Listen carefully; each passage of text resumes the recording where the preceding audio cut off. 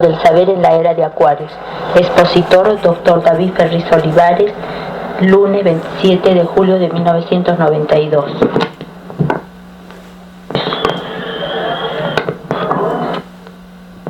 Tengo mucho gusto en dirigirme a ustedes.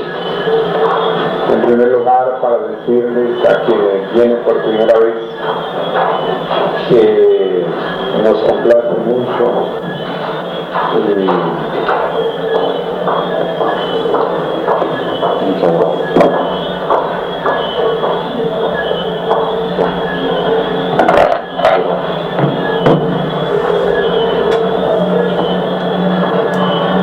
yo quisiera decirles este tema del éxodo del saber de Acuario.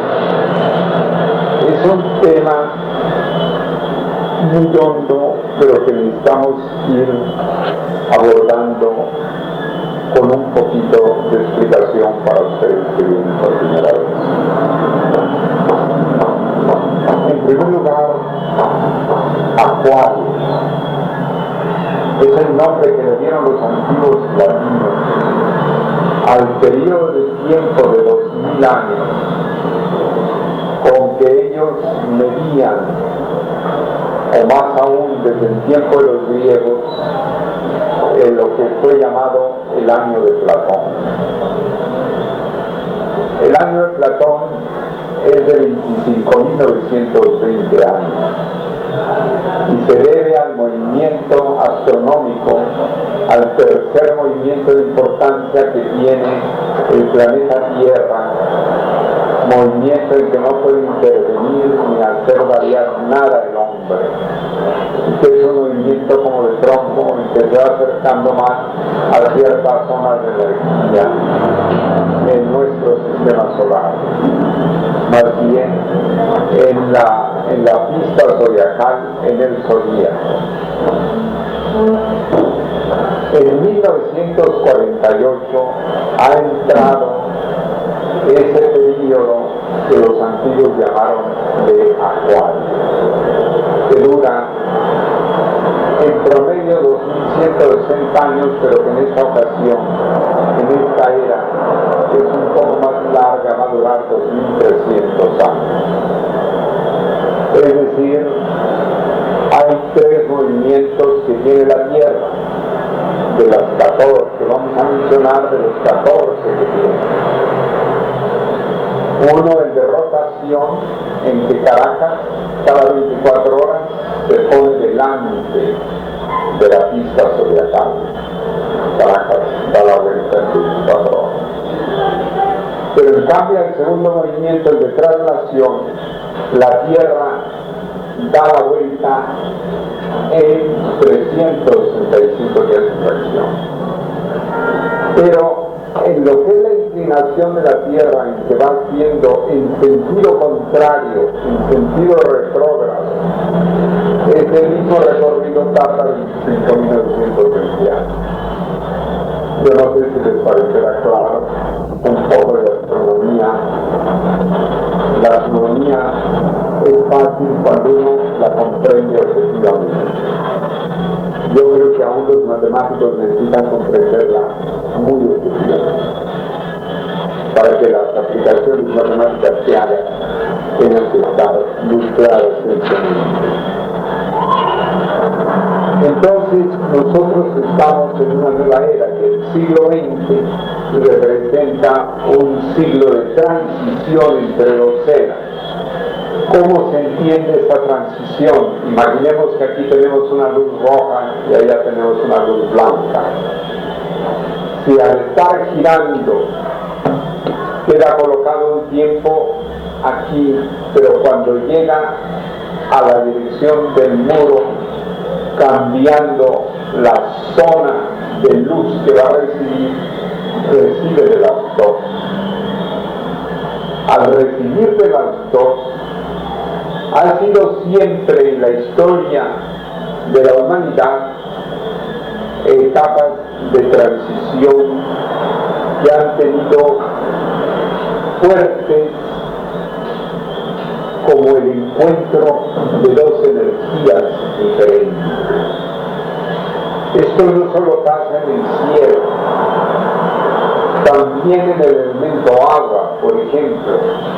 Seguramente cuando Magallanes descubrió el paso del Atlántico al Pacífico, ahí al sur de Argentina,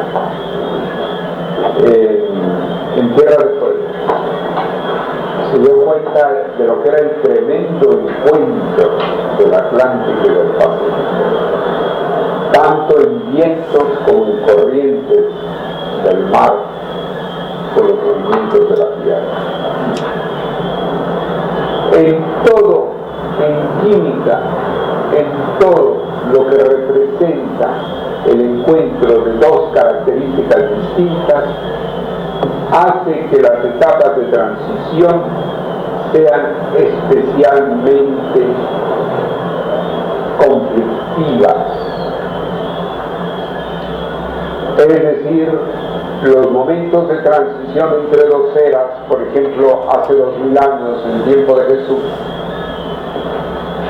fue tremendo. Fue una etapa de barbarie. Había no solamente el desencadenamiento de costumbres muy bárbaras, por ejemplo el circo romano, porque como son dos energías diferentes, entonces el hombre reacciona a ellas porque nosotros somos seres también bioenergéticos y estamos cruzados de ondas.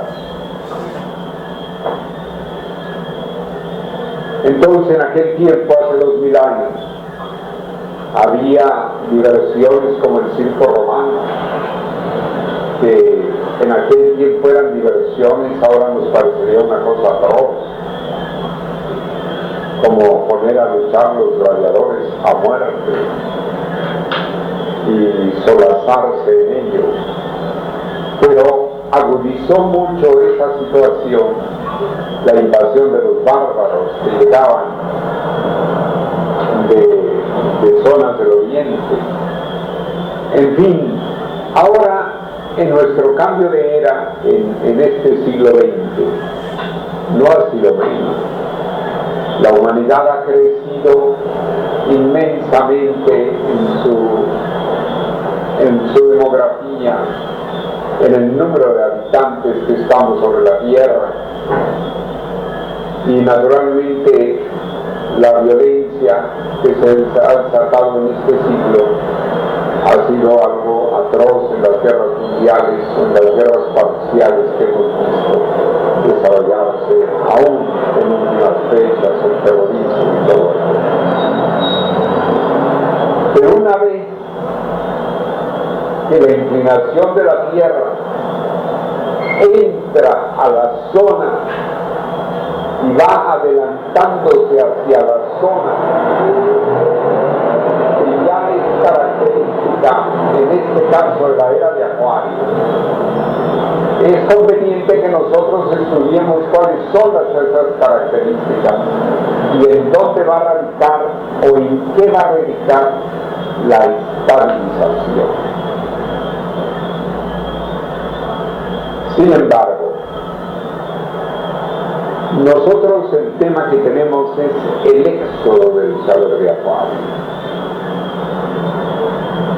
Cuando comenzó la nueva era, el maestro Reynald Laferrière, cuyas obras es muy conveniente que ustedes conozcan, una figura grandiosa y altamente espiritual, llegó a América en 1948, después siguió en su gira por Nueva York, después el Chile, después Australia, después regresó a Europa, y la obra que él dejó explicando las características de la nueva era, explicando cuáles eran los imperativos, porque no es que no se haya investigado en la precesión equinoccial, se llama precesión equinoccial el estudio astronómico de ese movimiento de la Tierra, que es así. Lo que pasa es que se había aplicado a la geología, se había aplicado, por ejemplo, a las capas geológicas, a la geocronología, se había aplicado para medir cuándo era la época de los glaciares, pero se había olvidado los efectos y los grandes cambios de las colectividades en el mundo en cada una de esas épocas.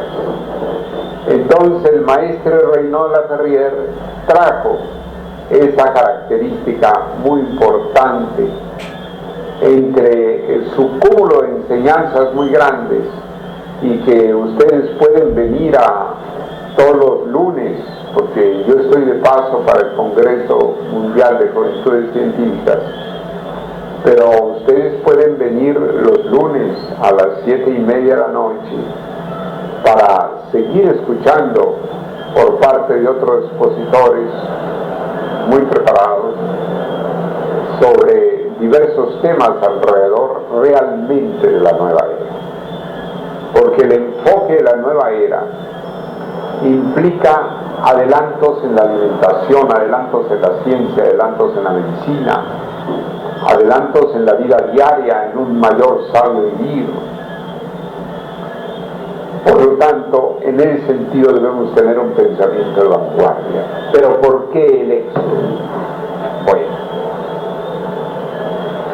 ocurre que en el comienzo de una era, la humanidad está acostumbrada y saturada, inmersa, sumergida en el ambiente de la era anterior durante los 1000 años. No solo en el sentido espiritual, en la legislación, en las costumbres, en los criterios de lo que es la espiritualidad.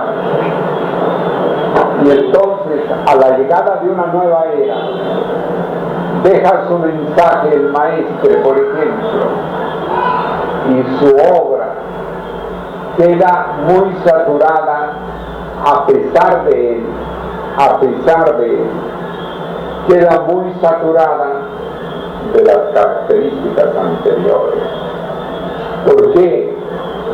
Porque nuestra generación de cambio de la era, de transición a la mitad del siglo XX, es una generación que no puede violar las herencias perdidas.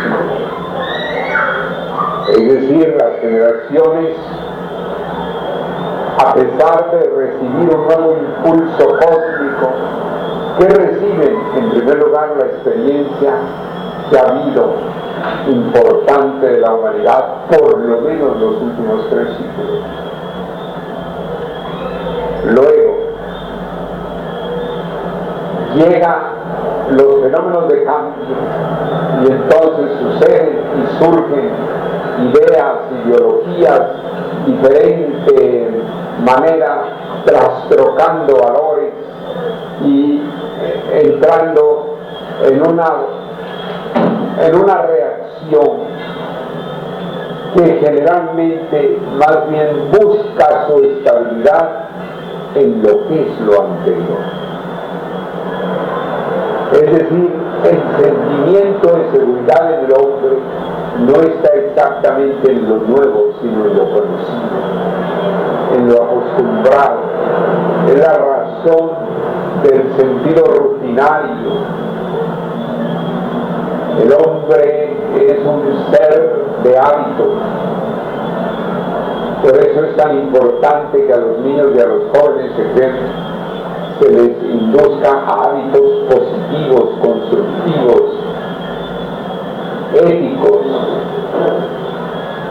Entonces, ¿qué ocurre? Que la obra del maestro tomó al principio características muy influidas de la era anterior. Entonces, a este servidor, el maestro le encomendó llevar la parte de vanguardia, o sea, no solo el aspecto de la ciencia, de la filosofía, del arte, de la didáctica, sino también una espiritualidad de vanguardia. Y por lo tanto, la mayor parte de quienes al principio lo conocieron no participaban sino de una idea inicial.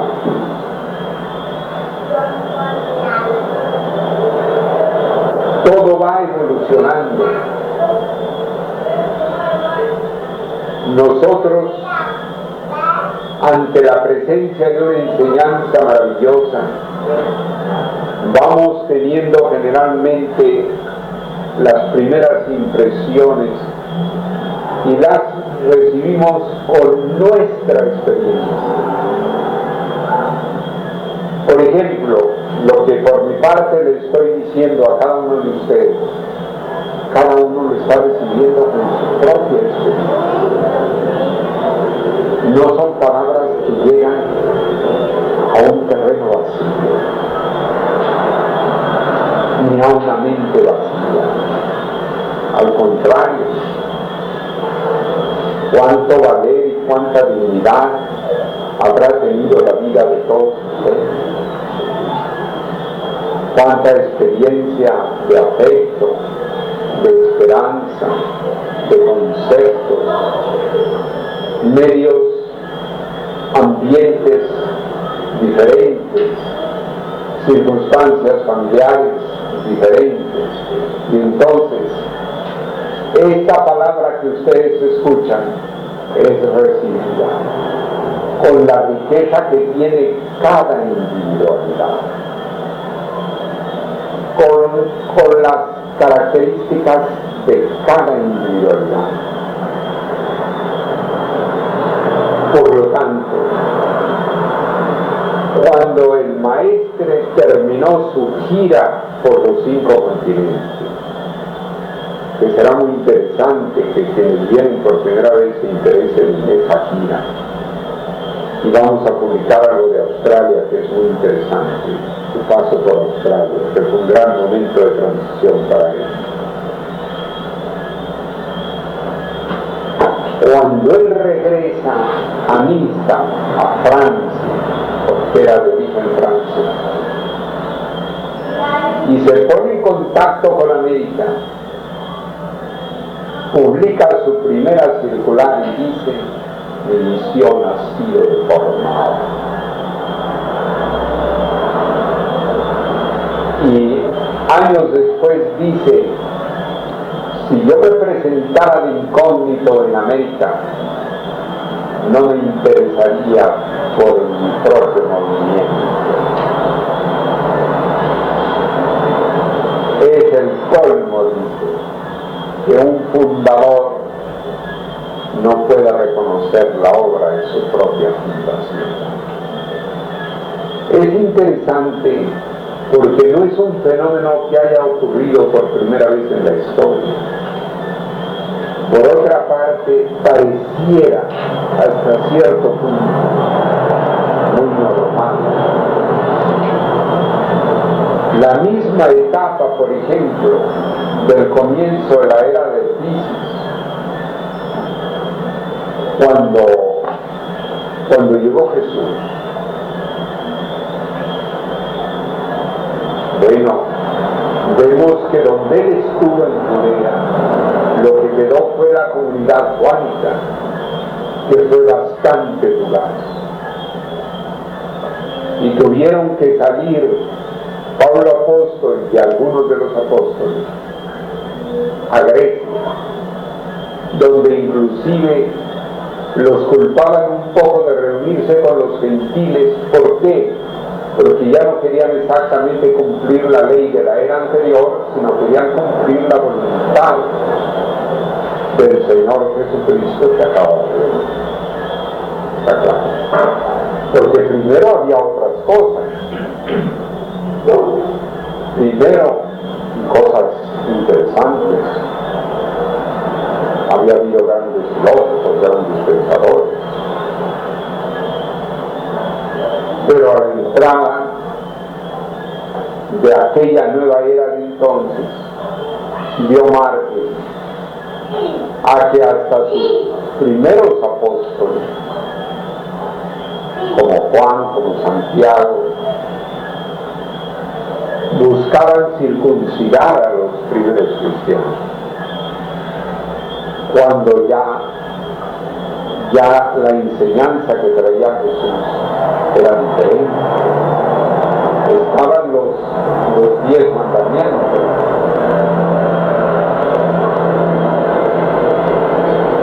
Del Sinaí. Pero él llegó diciendo una frase que en aquel tiempo debió haber sido lapidaria en aquel ambiente, cuando dijo: un nuevo mandamiento os doy, del cual depende la ley y los profetas. Entonces comenzaron las resistencias, y los primeros apóstoles sí querían seguir toda la ley, porque además Jesús había dicho: no vengo a abrogar la ley, sino a cumplirla. Pero ponía un mandamiento del cual dependía esa ley, de tal manera que él no quería borrar lo existente, sino que traía otra. Pero lo curioso es que también en tiempo del Buda, 600 años antes de Jesús, también ocurrió algo similar, porque al llegar su mensaje en el Oriente, hubo quienes lo interpretaran de una manera sumamente reducida, hasta el punto que les llamaron del pequeño vehículo, y los del gran vehículo, que trataban de comunicarse con todo el mundo y llevar a cabo una enseñanza del saber que el sánscrito se enseñaba, tuvieron que apartarse. Si Pablo Apóstol tuvo que ir a Grecia, los arahats del budismo tuvieron que ir hacia el norte de la India. Pero ese fenómeno ocurre en todos los planos, no solamente en el mundo espiritual. Creo que alguna vez les he platicado la anécdota también, por ejemplo, de los inventores. Nosotros ya estamos acostumbrados al uso de los inventos,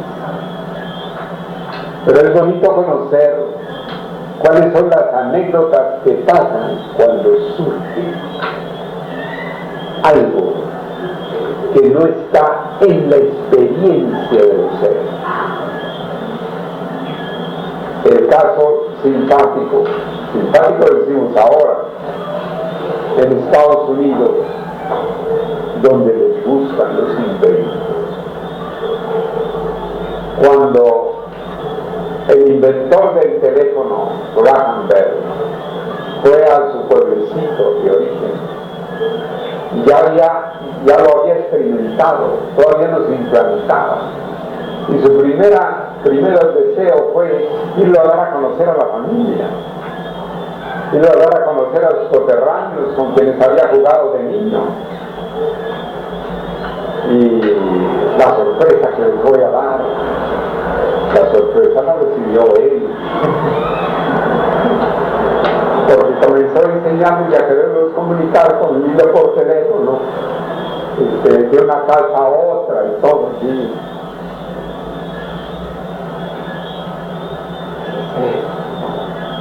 Hasta el punto de que cuando de ese pueblito salió él, aparece una noticia en el periódico de la ciudad diciendo que afortunadamente había salido de la ciudad una persona que estaba sorprendiendo y engañando a las personas, comunicándolas con un hilo, y que además les decía que iba a extender ese hilo a otras ciudades, lo cual ya se veía que era casi locura.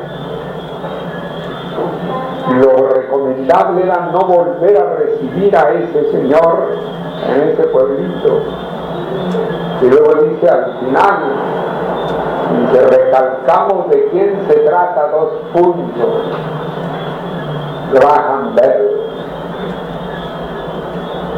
¿Quién era Graham Bell? La única gloria que ha tenido ese pueblito en toda su historia.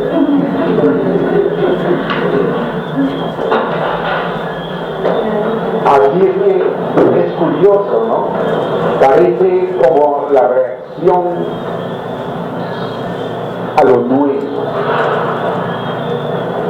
Entonces, en esta era en 48, que comienza en 48, que es una era de saber, de investigaciones verdaderas, una era vertiginosa, de grandes transformaciones en la conciencia del hombre, y que naturalmente vive en su momento de desconcierto y de asombro y de equivocaciones y de malestares y de deformaciones al principio. Lo nuevo, el descubrir varias cosas, porque al llegar a la era de Acuario no es solamente entrar en un saber en que hay descubrimiento de invenciones, de la tecnología, de que hay mayores investigaciones. No, es que se descubren muchas cosas que se ignoraban. Se descubre que el planeta estaba siendo deteriorado y que no se daban cuenta. Que si siguen en ese plan de descuido, los rayos ultravioleta nos van a perjudicar, va a subir el nivel de las aguas, en fin, se convierte en un desierto muchas zonas, con la contaminación y con todo lo que saben ustedes. Entonces, se descubre también otras cosas. Se tenía el criterio de que los niños había que tenerlos en la más completa ingenuidad hasta llegar a los 18 años y a las niñas hasta llegar a los 15 o 16 años. Y que lo lógico era que una muchacha todavía de 100 años era mucho más apreciada si era una persona sin ninguna sagacidad y más bien con una gran ingenuidad y con una gran inocencia. Eran las personas, era un criterio que había dominado anteriormente. Pero ¿qué resulta? Que el cerebro de los niños en la nueva era, a medida de que va avanzando, van siendo más despiertos, más observadores. Ya los niños cada vez más observan y al mismo tiempo aumenta la tecnología, aumenta una serie de descubrimientos para ella. O sea, el niño entra a descubrir la vida del adulto mucho antes, lo cual cambia completamente muchos de los objetivos y previsiones de la educación. Se pensaba antes en la pedagogía, todavía inclusive hay cosas en que en América nosotros estamos mucho más avanzados que en el antiguo continente.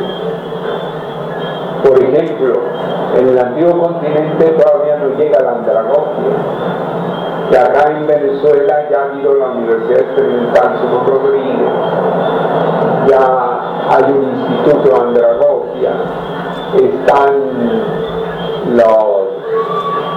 los estudios de Jean Piaget, en fin, hay una serie de instituciones aquí en Venezuela que estudian la andragogia, o sea, la madurez en el niño, el avance en la madurez en el niño.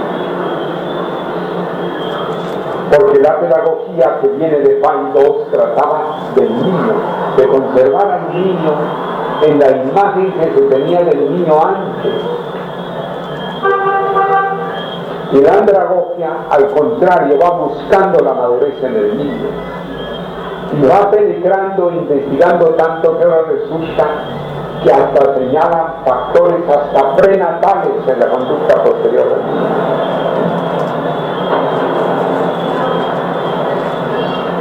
¡Qué diferencia! Otro mundo completamente distinto. Entonces, en medio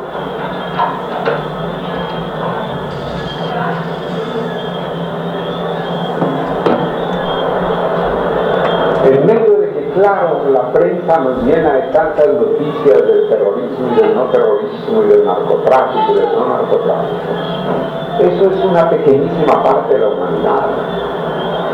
La mayor parte de los habitantes de nuestros países y de todas partes tienen otras inquietudes y que están muy alejados de todos esos delitos y todos esos puntos. Y entonces el avance de la vida, el avance de la calidad de la vida va cada vez más interesante y por lo tanto ya la espiritualidad toma otras dimensiones muy diferentes. Pero también al descubrir el hombre, por ejemplo, gracias a que ahora hay comunicaciones y se sabe de cualquier parte del mundo rápidamente lo que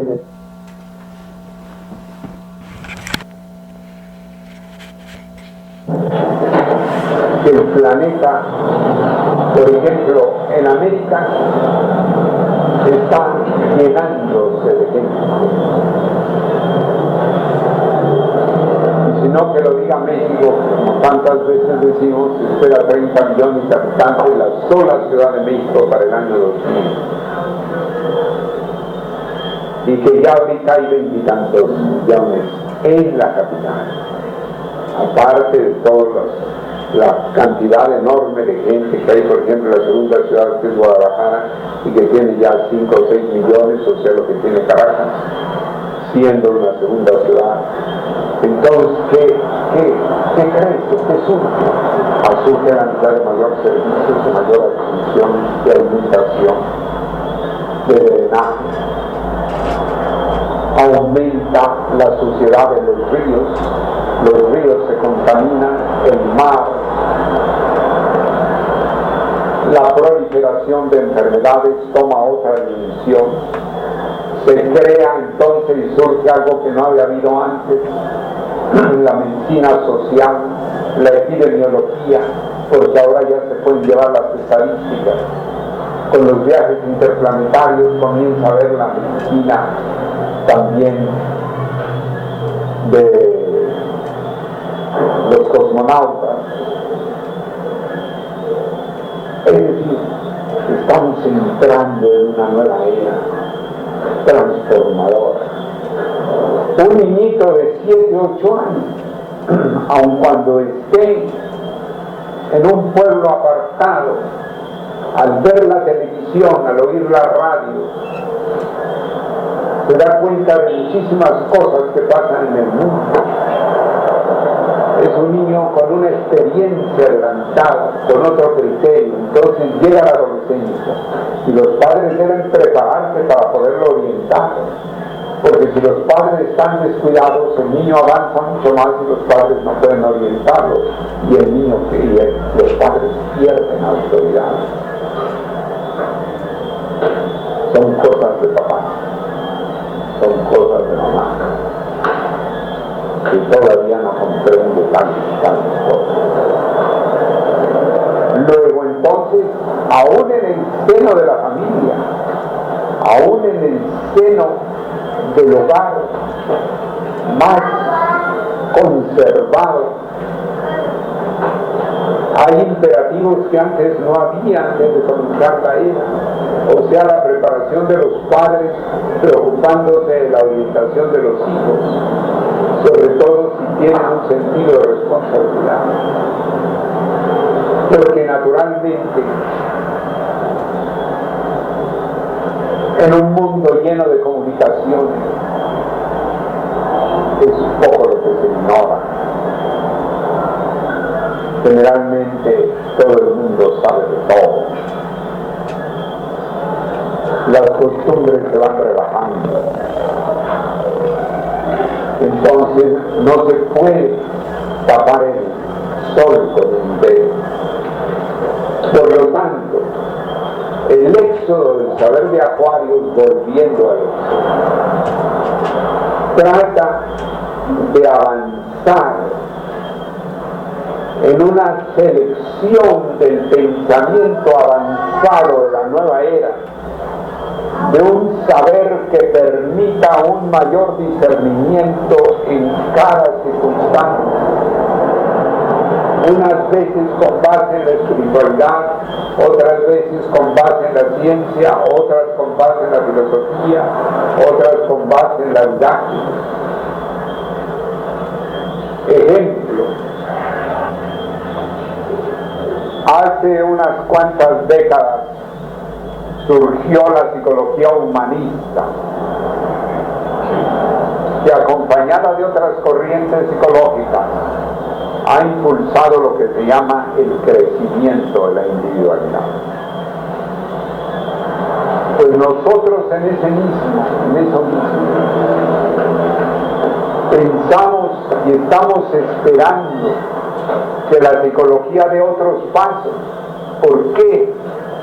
Porque nos damos cuenta de que, por ejemplo, el maestro dice que el acontecimiento más importante de la nueva era es el descubrimiento del hombre trascendental, o sea, de aquel que va más allá de sí mismo, de aquel que va más allá de su círculo, de aquel que va quizás más allá de su ambiente. Entonces, quiere decir que la psicología, en la mayor parte de los textos de la psicología, están encaminados hacia el crecimiento personal, el crecimiento individual, que ya representa una novedad, que ya es una novedad, que ya tiene un poder de convocación hacia muchísima gente, cursos de desarrollo de la personalidad, muchísima gente va. Sin embargo, si estudiamos el avance de la nueva era, sentimos que eso todavía está atrasado. ¿Por qué? Porque en la nueva era se trata más bien de que la persona no tenga su desarrollo individual limitado a su individualidad, sino en función de la trascendentalidad, de lo que se dirige a los demás, de lo que alcanza a los demás, de lo que beneficia a los demás, de lo que comunica más allá de su ser. Está claro. Pero ello marca también ciertos estadios. Ejemplo,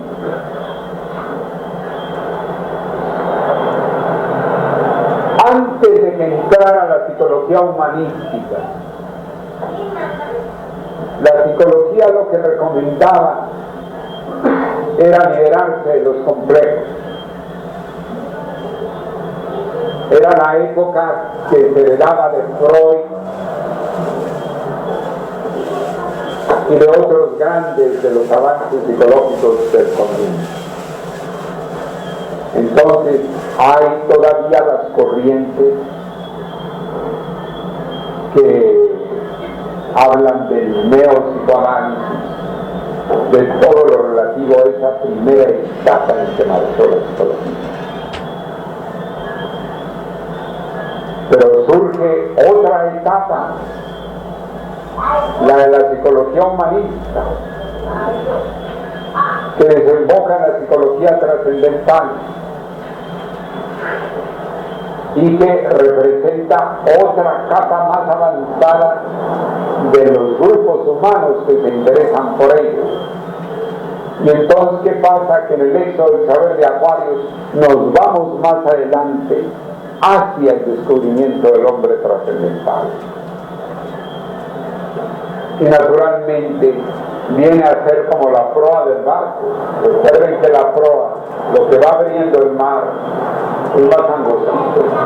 Ahí cabe menos circulación, ahí cabe menos pasajeros.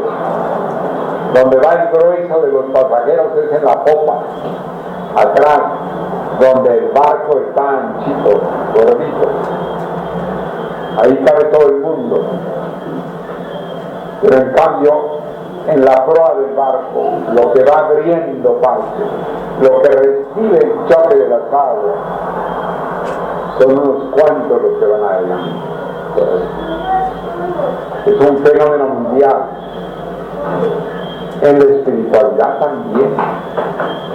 Si queremos tocar inclusive en el aspecto religioso, lo observamos. Porque, por ejemplo, el surgimiento del gran misionero Teilhard de Chardin en el catolicismo sacudió fuertemente lo acostumbrado y por poco lo expulsan, pero entraron a profundizar lo que él decía y se dieron cuenta de que eran cosas maravillosas y que no se le podía expulsar, sino que había que estudiar y asimilar lo que él decía. Entonces surge, por ejemplo, su santidad el Papa Juan XXIII y establece en la reunión del Vaticano II, por allá por la década de los 50, una serie de innovaciones enormes, tremendas innovaciones, que fueron una sorpresa dentro de la Iglesia Católica Apostólica Romana, que causaron discusiones fuertes. No era solamente el pensamiento de Teilhard de Chardin que se tomaba en cuenta, sino un nuevo criterio. Hasta en las ropas de las monjitas.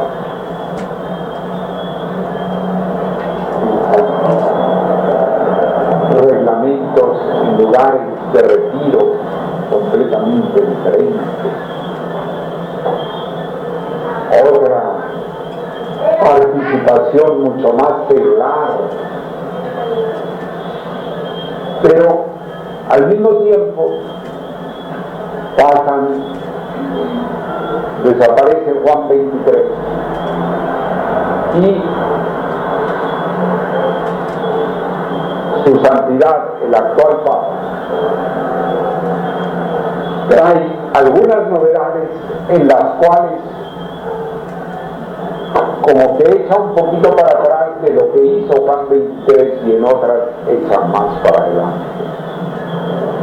Y ahora ya se preocupa hasta en el catecismo de la conservación ambiental, cosa que nunca en la historia de la Iglesia Católica se había nadie ocupado.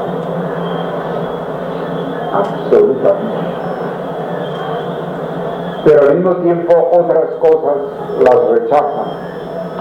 Pero entonces llega él a Estados Unidos y se encuentra con el mundo americano que está en circunstancias muy especiales. En primer lugar, el mundo americano tiene una mayoría de gente evangélica.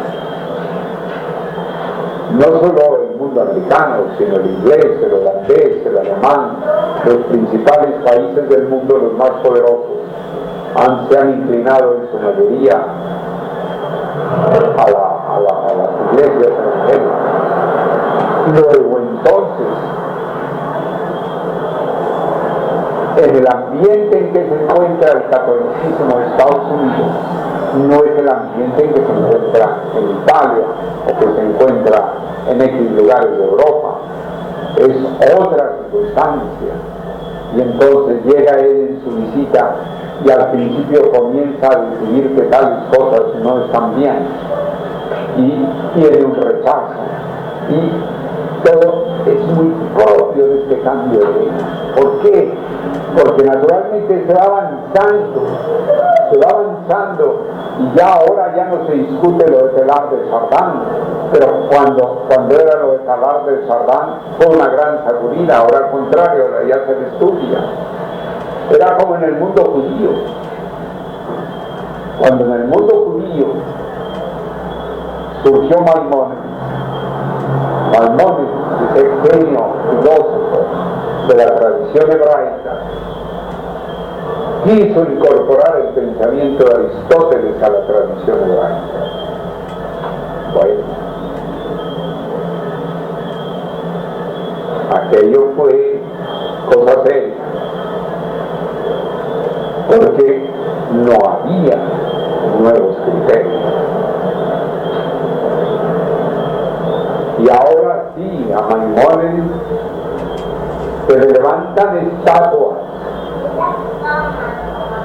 Uno va a Israel o a otros sitios y se encuentra unas estatuas a Maimónides, a Rají, a los grandes comentaristas de la Torah y los Talmud.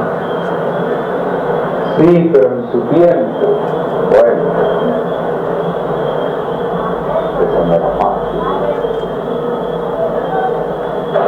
Luego es como una especie de fenómeno natural, o sea, la vanguardia y la retaguardia, los grupos de avance y los grupos que se frenan.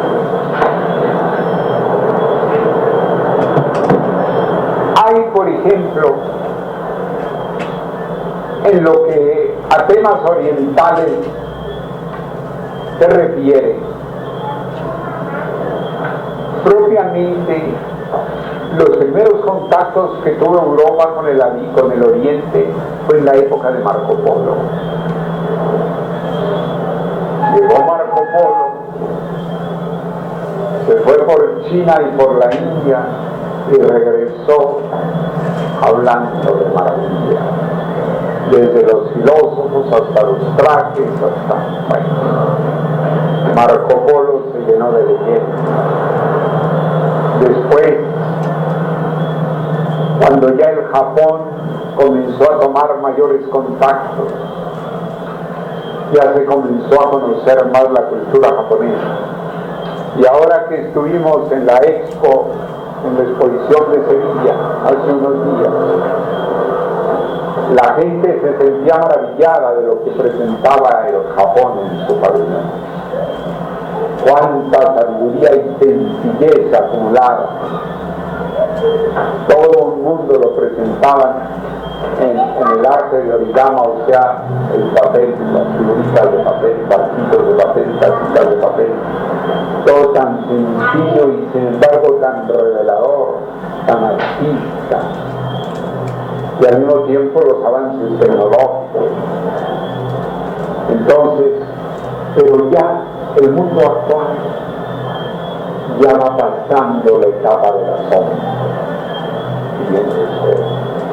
Y eso es muy importante. La era Aquarius va entrando con todas sus características y ya la etapa del asombro comienza a ser una cualidad, no perder la capacidad de asombrar. Fíjense ustedes, aquí les trato un tema.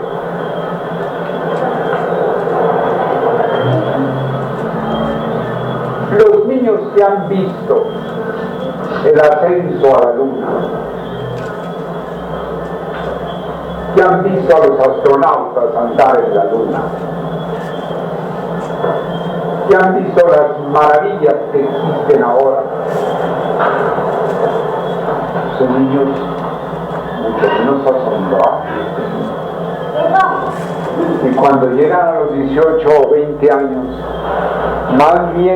más fácilmente analizan y cuestionan las cosas que asombrarse de sí. Ni de bueno ni de lo malo. Eso es un cambio psicológico importante. Pero resulta que no se puede tampoco dejar que se pierda la capacidad de asombro, porque si nosotros no perdemos la capacidad de asombro, disminuiría nuestro sentido más importante de observación. Ejemplo, recuerden ustedes que Newton observó que una manzana caía al suelo de su árbol. Eso se veía desde los tiempos más antiguos, que cayeran manzanas de los árboles. Como ver caer mangos de un mangal. Todo el mundo lo ha visto, sí, pero él se asombró y dijo: ¿por qué la manzana cae? ¿Qué nos enseña que la manzana caiga? Y de allí, entre otras cosas, pronunció su teorema: los cuerpos se atraen de la naturaleza en razón directa de su masa y en razón inversa al cuadrado de sus distancias. Y era una manzana que había caído.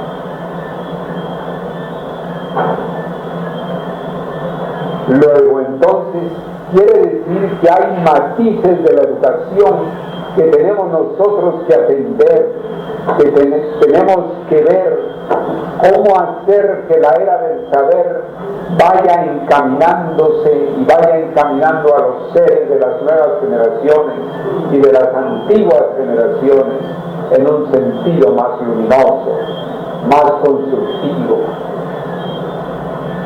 que no se caiga ni en dogmatismos ni en escepticismos. Porque el escepticismo y el dogmatismo son formas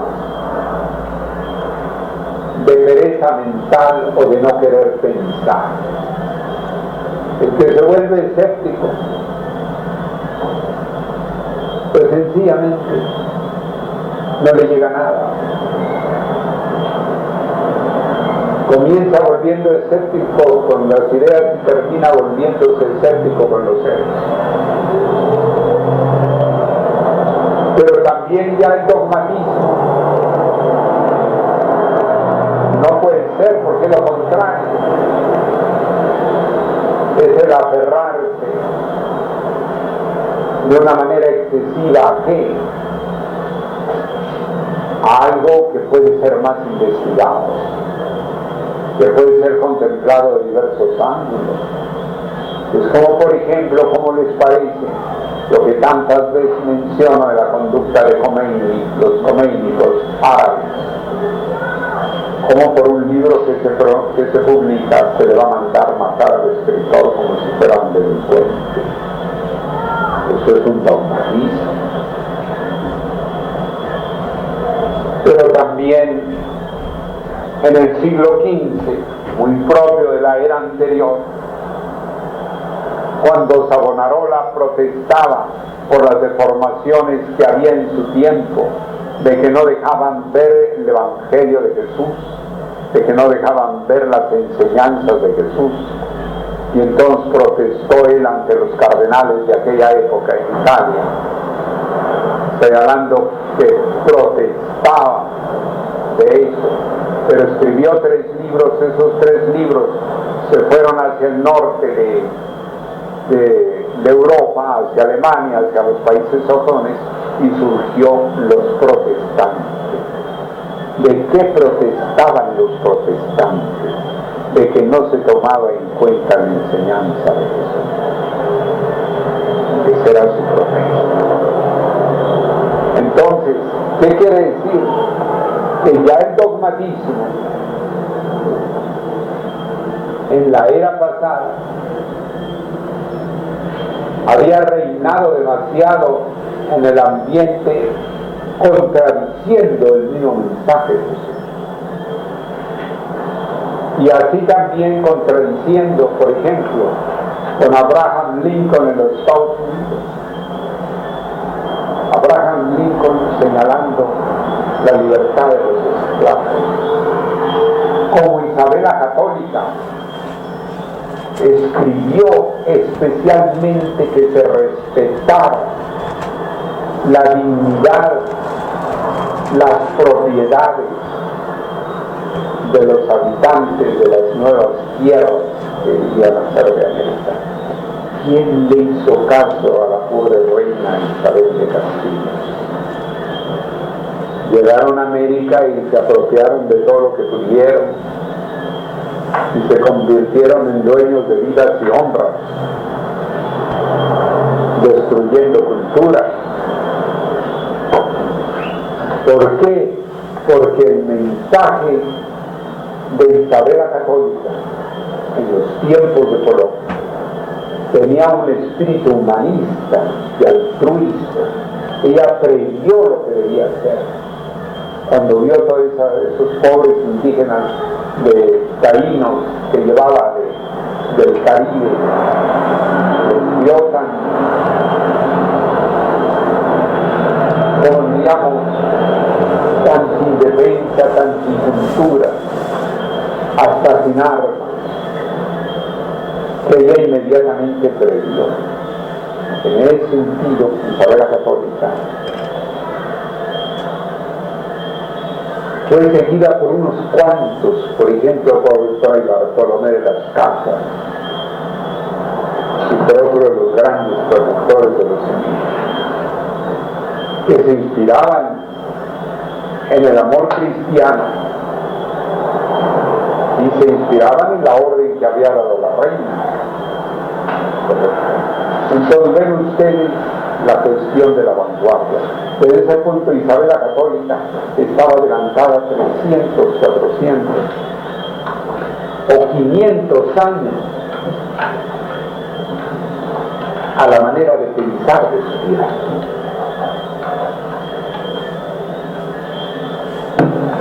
$500 años adelante, ahora que se habla de los derechos humanos, ahora que se habla de proteger la dignidad del hombre, ahora que se habla de respetar la educación del niño, 500 años después. ¿Pero qué quiere decir? Que ella tenía un avisoramiento hacia adelante, por eso protegió a Colombia. Que por cierto Fernando ni con las joyas estuvo de acuerdo. Entonces fíjense ustedes que entonces al hablar del éxodo del saber de Acuario, nosotros nos encontramos ante una nueva era, una era de saber, en la cual el que haya un mayor discernimiento para las cosas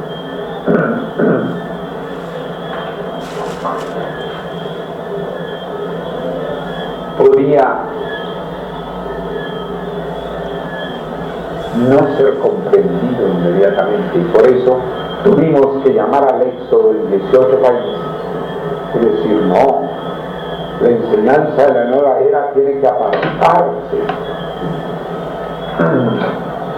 tiene que salir en éxodo de las actitudes que refrenen ese avance, porque bastante problema hay con tantas cosas que no avanzan debidamente en el género humano, para que encima, en el mismo mensaje, no haya ese avance, está claro. Entonces, el saber de Acuario se comienza en la era. A los 40 años del saber de Acuario, hemos tenido que dictar el éxodo y declarar en éxodo, e inclusive a todos los directivos llamarlos, y asistió el 85% en Lima, Perú, en 1990.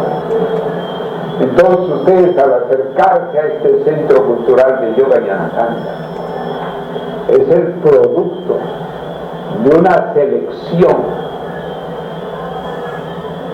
de estudios, de inquietudes, de avanzar, tanto en las enseñanzas del Oriente como en las enseñanzas del Occidente. es el Centro Cultural de Yoga Ñanacanda en que nos encontramos aquí, es producto de un éxodo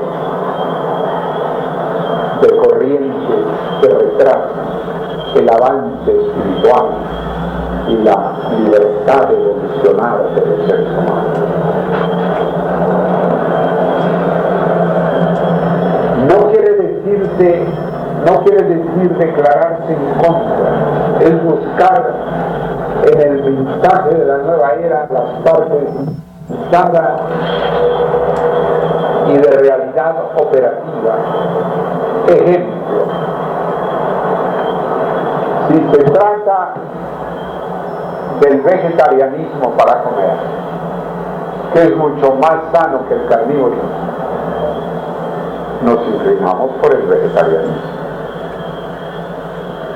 Pero dentro del vegetarianismo hay el vegetarianismo que no se preocupa de la investigación, cómo tiene su poder regenerativo de los órganos, el que no comamos carnes putrefactivas o caldos de carnes putrefactivas. Entonces, si investigamos al respecto, nos damos cuenta que hay cambios en cierto modo hasta metabólicos, cambios olfativos. La naturaleza de la persona resulta sumamente diferente con el tiempo. Entonces, llega el momento en que también nos abordamos los alimentos en sí, aún los alimentos vegetarianos. Y entonces decimos, es más sana tal harina que la harina blanca, es más sana la harina oscura que la harina blanca, es más sana la harina integral para hacer el gluten que la harina blanca, y así sucesivamente, hasta que vamos inclusive seleccionando las frutas, la leche, los alimentos. ¿Por qué? Porque es muy distinto comer por comer a comer sabiendo qué se come, qué efecto hace, qué inconvenientes tiene, qué es preferible. ¿Me comprenden ustedes? Es una actitud diferente. También inclusive para el uso mismo en el agua misma. Hay investigaciones en el agua. Hay el agua ionizada. Hay el agua completamente destilada, y se observa las diferencias entre el uso de una agua y la otra agua. Ya la humanidad comienza a pensar en lo que hace, porque antes había temor al pecado, ahora poco a poco va habiendo temor al error hasta para comer. Es decir, un mayor coeficiente de la inteligencia va despertando la era acuática. Hasta para las cosas divinas. La posición, por ejemplo, ecuménica de Juan XXIII fue en su tiempo, en 1950, bueno, bastante revolucionario. ¿Por qué? Porque hacía apenas 2 años que, por ejemplo, en la India, el Mahatma Gandhi de la India, donde hay más o menos 16 o 18 religiones diferentes,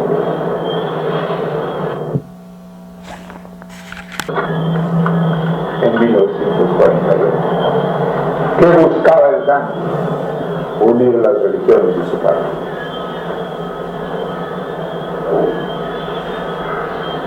Entonces, ¿qué quiere decir? Que el pensamiento avanzado del Gandhi no era comprendido por quienes más deberían haberlo comprendido, que era por los jefes religiosos de su país.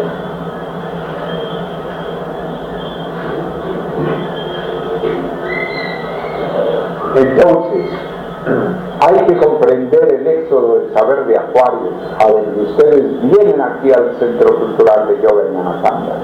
Ñana quiere decir saber, Ñanacanta quiere decir vía del saber. Implica un éxodo. ¿Por qué un éxodo? ¿Qué es un éxodo? Recuerden que Moisés salió de Egipto y tuvo que cruzar todo un desierto y el Mar Rojo. Que Pitágoras mismo tuvo que salir de Grecia y situarse al sur de Italia para poder influir a Grecia en su pensamiento luminoso. Los éxodos son los que conservan la parte de más grandeza y elevación de la tradición. Hasta el nombre de Magna tiene algo especial, porque antes el movimiento original se llamaba Gran Fraternidad Universal, y ahora a partir del Éxodo se llama Magna Fraternidad Universal. Pero hay que ver lo que representa la palabra magna. La palabra magna es sobre todo símbolo de grandeza y de elevación. Por ejemplo, en el caso de Pompeyo, se le llamó magno cuando había conquistado África, parte de Asia, España, cuando había hecho grandes obras. Entonces a Neo Pompeyo le llamaron en Roma Pompeyo Magno. Tuvo que pasar de ser Pompeyo a Pompeyo Magno. E igualmente en el caso de Alejandro Magno. Alejandro Magno murió a los 33 años,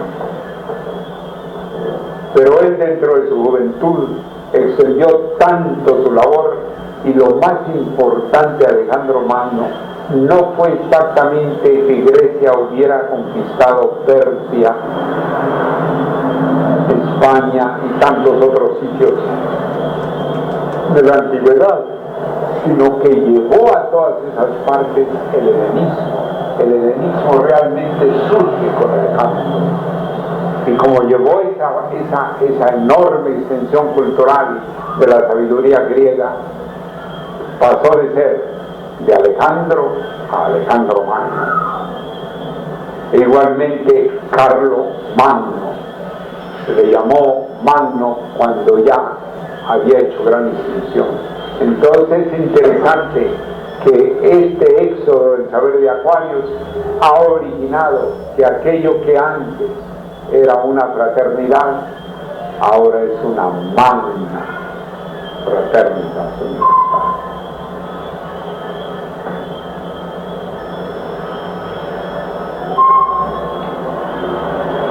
Bien, entonces como de magno surgen otros términos muy diferentes: magnánimo, magnificencia, con diferentes sentidos. Pero la raíz magno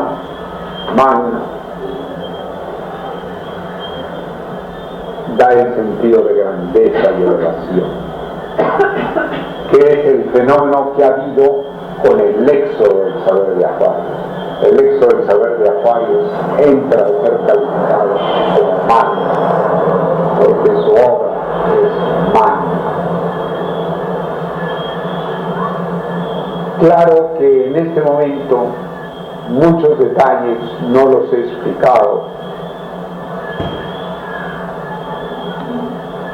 pero con ello invito a todos ustedes a que vengan a las actividades del Centro Cultural de Yo en Ñanacanta, que sean alumnos, pueden asistir los sábados al centro de estudios, pueden asistir los domingos y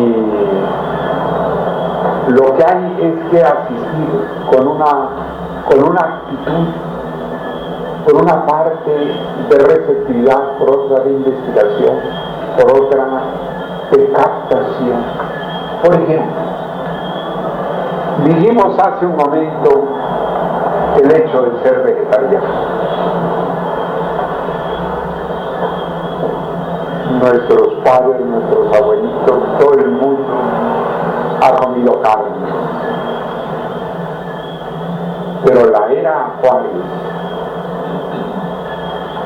mire, Amadeo, disculpen, me gustaría que le queríamos encargar, usted que conoce muy bien todo eso, la cuestión del calentador parece que no funciona sino a medias. Si usted puede darle una visita cuando pueda, muchas gracias.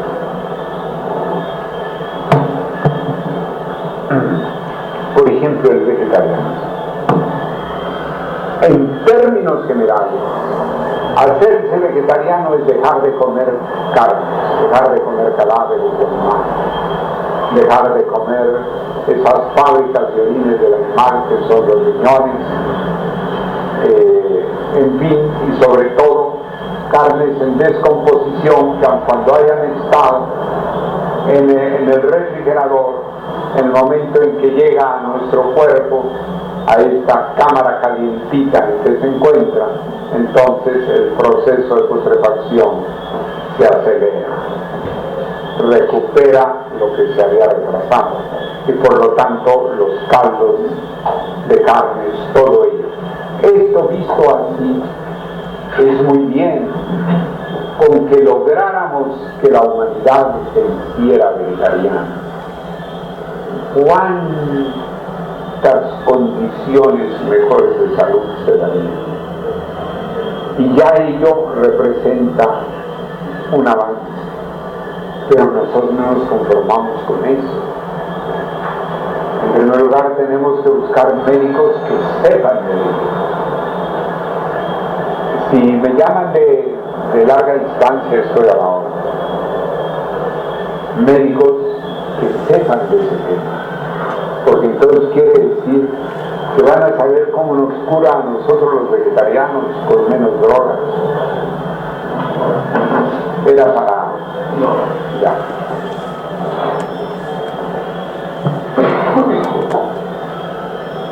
No vayan ustedes a creer que el criterio médico está unificado. Simplemente existe la medicina natural, que tiene 16 nombres distintos en distintos idiomas y países. Existe la homeopatía, existe la alopatía, existe la medicina holística, existe la medicina naturopática, que tienen aplicaciones diversas y de los cuales nosotros debemos estar enterados, no para tratar de saber más que los médicos, sino al contrario, para ayudarle mejor a los médicos.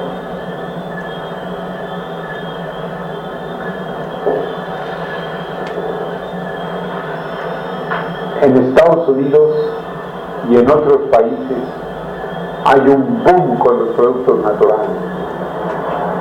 La gente ya busca, hasta los niños llegan a buscar otro tipo de alimentación, ya en gran cantidad. Eso es un avance muy propio de la nueva era, pero no se crea que ha sido fácil. Ustedes ven ahora el boom, pero yo estaba en Estados Unidos en 1959 y 60, cuando en pleno Nueva York compraban laboratorios farmacéuticos poderosísimos los libros de vegetarianismo y de medicina natural, que hacían ver que en muchos casos no era necesario llegar a los fármacos que esos laboratorios consumían. Pero no se crea que fue cualquier cosa. Las facultades de medicina de los Estados Unidos eran muy conservadoras y tuvo que intervenir el gobierno para dar títulos de médicos a los naturopáticos y a los holísticos, con 4.250 horas de estudio para frenar la resistencia que había hacia investigaciones. ¿Por qué no se ha de investigar? Es decir, hay ciertas cosas, nosotros estamos acostumbrados a que en los Estados Unidos se les critique mucho, pero hay que saber que si bien se respeta profundamente que una facultad de medicina diga tal cosa, pero también el gobierno, si ve que hay una resistencia que es indebida, toma otras medidas. Si no podemos pensar que nada más sean las cosas erróneas en un país.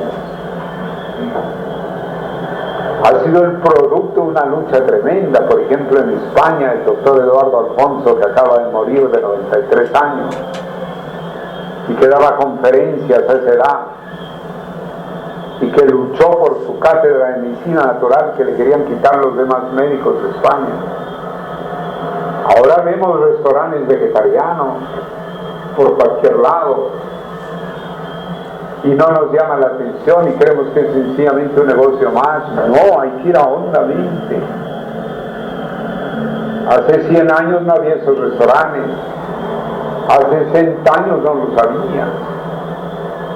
Son el producto de la lucha que han tenido no solamente médicos, sino hasta enfermeras y laicos,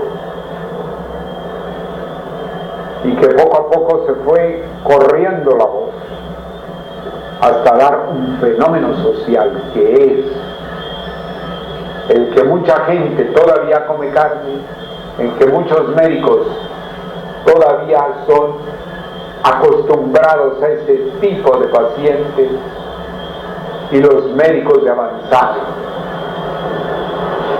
que se preocupan de otras medicinas alternativas. Pero no se vaya a creer que el medio médico responde al unísono de las cosas. Una de las instituciones más importantes en la medicina actualmente es la Organización Mundial de la Salud. En 1982 la Organización Mundial de la Salud apoyó las medicinas alternativas oficialmente en el mundo desde su Consejo Ejecutivo en Ginebra.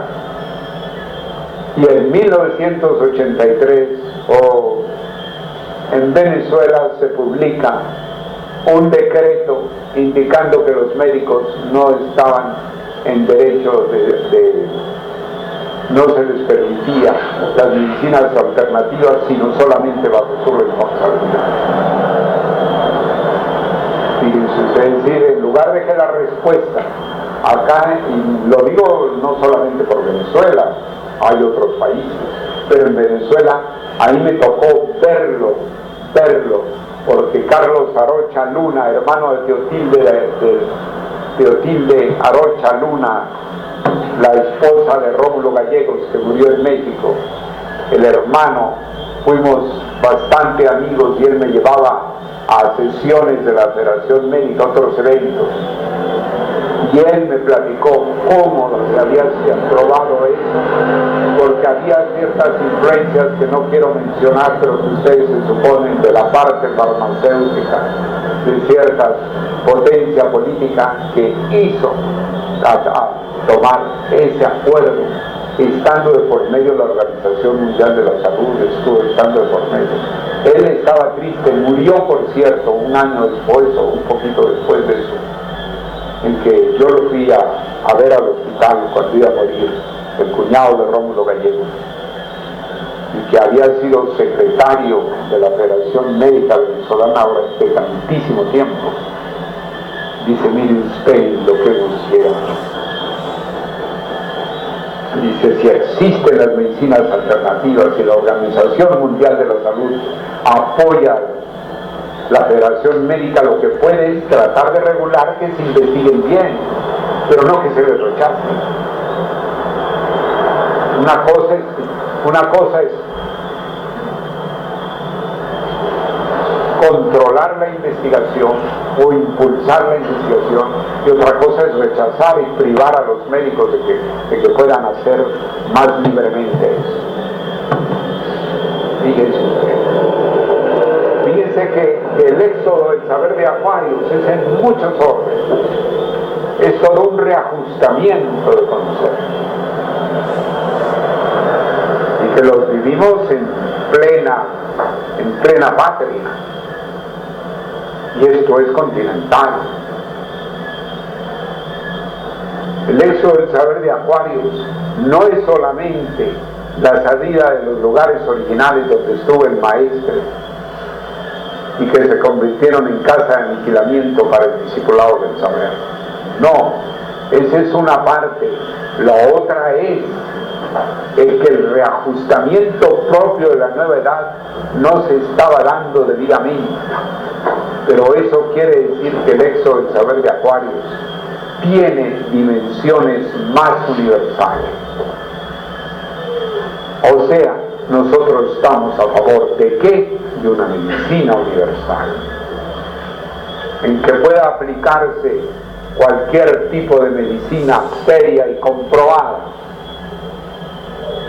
de acuerdo a cada caso y a cada ocasión. Estamos hacia una medicina universal. ¿Cómo va a ser posible que en nombre del comercio de unos fármacos se prohíba investigar otras soluciones o más económicas o más sencillas para los pacientes?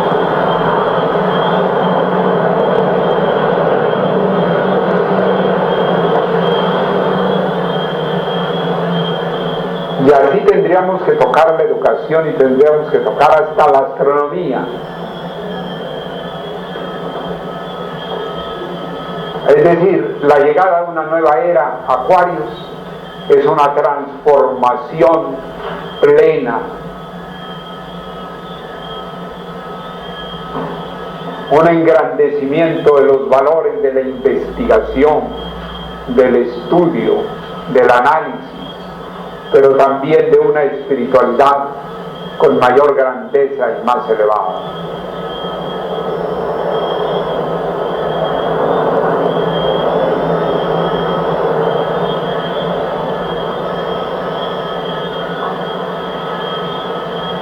Entonces,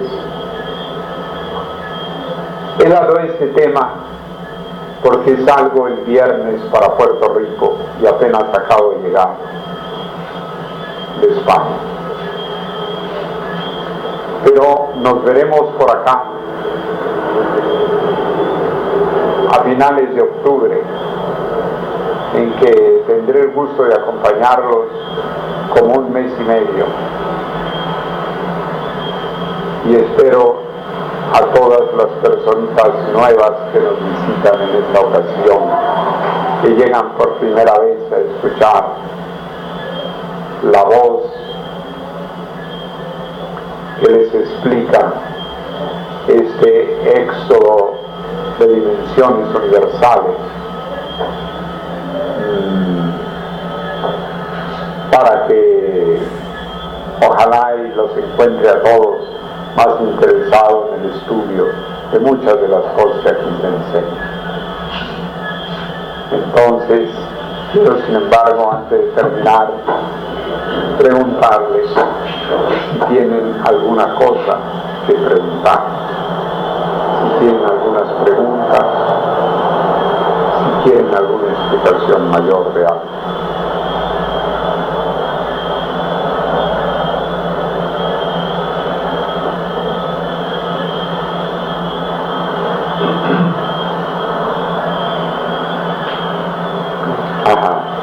Tiene la palabra el doctor médico traumatólogo Hernández León.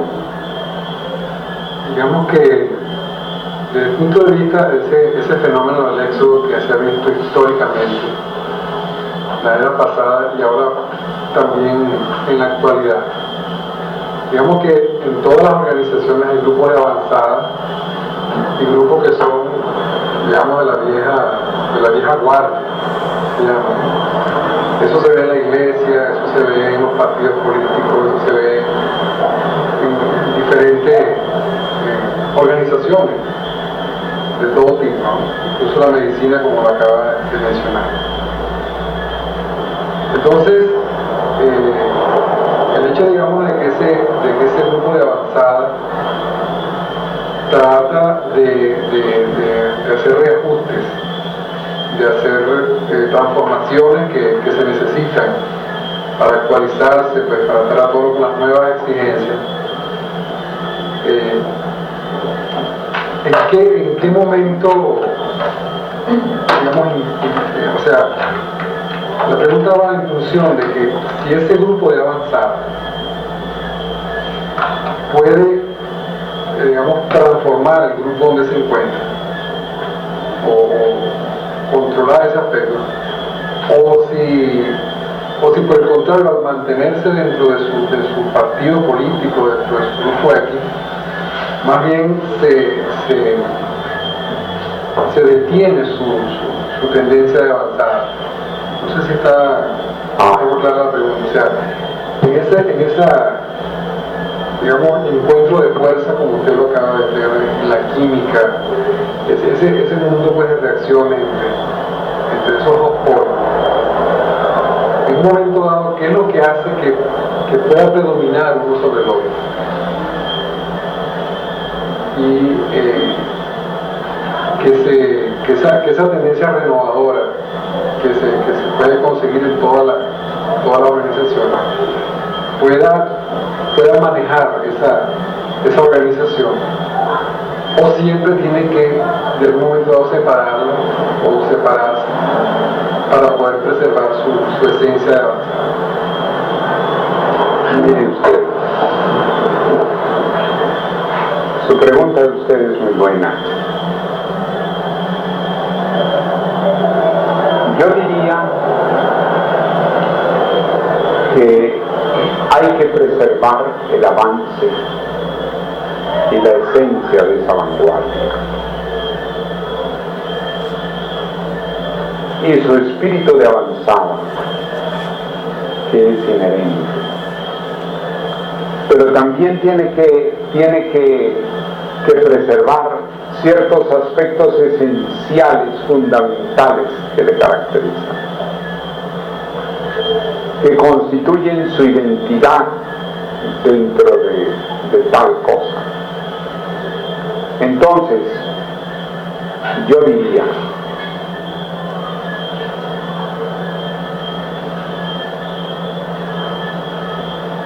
que si bien su trabajo debe ser para la humanidad, también no se debe sobrecargar de lastres o de fuerzas recesivas, porque si no, detienen su mano. Un ejemplo: cuando María de Montessori hizo su escuela de Montessori hace 100 años en Italia, ella tuvo la inteligencia de no presentarlo al Ministerio de Educación, porque el Ministerio de Educación cada rato cambian políticamente, cambian sistemas, cambian todo, y lo preservó como ahora nosotros preservamos la Escuela Libre de Investigación Científica. Gracias a que ella no se metió a esas amarras, a ese compromiso, a entregar a un ambiente demasiado cambiante, pero muy, muy inseguro, como era el Ministerio de Educación, el mundo, las escuelas Montessori, después de 100 años de haber sido establecidas, todavía se encuentran activas, y tengo entendido que aquí en Venezuela hay también en otros. Es decir, hay que estudiar la forma de preservar la causa del éxodo. Hay que preservar que pueda cumplir su misión con base en los fundamentos eternales, pero al mismo tiempo que pueda respirar como las plantas la fotosíntesis, a través de la fotosíntesis, la irradiación que le llega a esa vida.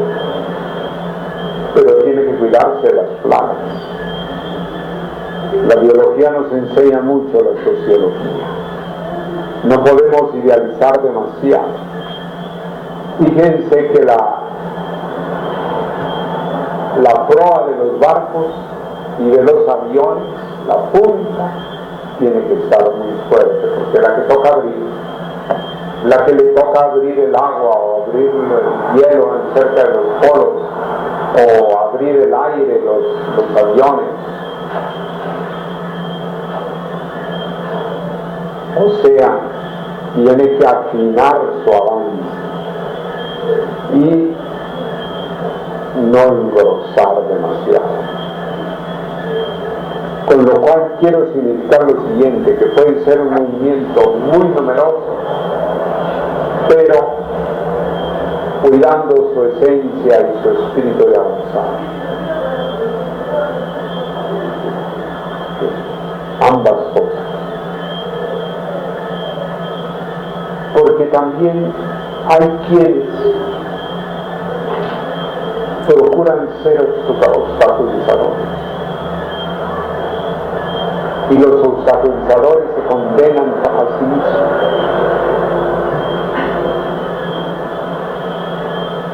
¿Qué vamos a hacer? Es decir, para que una nave cruce, tiene que tener las características que le permitan cruzar. Eso no quiere decir que no tratemos de beneficiar a toda la humanidad. Pero también decía Jesús, muchos son los llamados y pocos los escogidos. Ahora no podríamos hablar de pocos con esta explosión demográfica que hay en el mundo. Pero también, por ejemplo, fíjense ustedes, un daño tan grande como es el narcotráfico. Colombia se debate en tantos espectáculos porque no buscan una solución más directa. Es decir, hay que mantener siempre una fuerza de vanguardia y tomar en cuenta las individualidades que más se destacan. La inteligencia inmediatamente se destaca. Muy mal. O sea que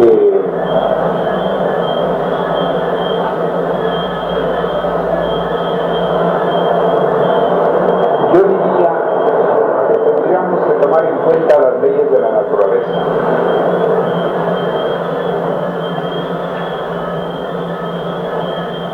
Es decir, todo aquello que permita dentro de lo constructivo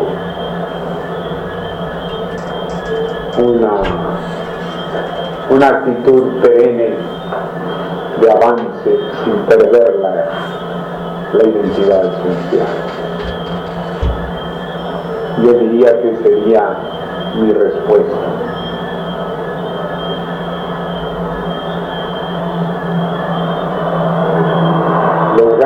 Árboles milenarios, el roble, el algarrobo y tantos otros, su corteza los precave de las plagas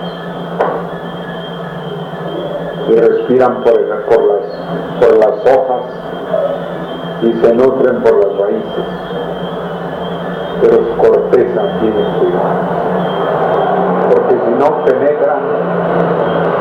Las plagas penetran hasta las aguas. Así es que el algarrobo, por ejemplo, está considerado la catedral de los pájaros. Los pájaros se sienten felices en el algarrobo, en ese árbol inmenso que hay, milenario.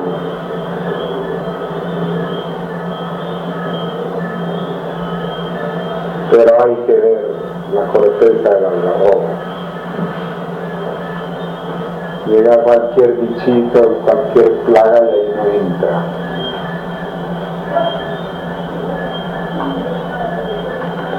Bueno, pues yo quisiera que no se hiciera demasiado tarde, son ya 9:30, sean muy cordialmente invitados, ojalá que haya los mismos rostros de todos ustedes en octubre y que los encuentre muy familiarizados. Ojalá que asistan al centro de estudio los sábados en la mañana, muy temprano, al centro de estudios, y los lunes a las conferencias a las 7:30. Así es que les deseo el mejor éxito en su destino y en su libertad evolucional. Muchas gracias a todos.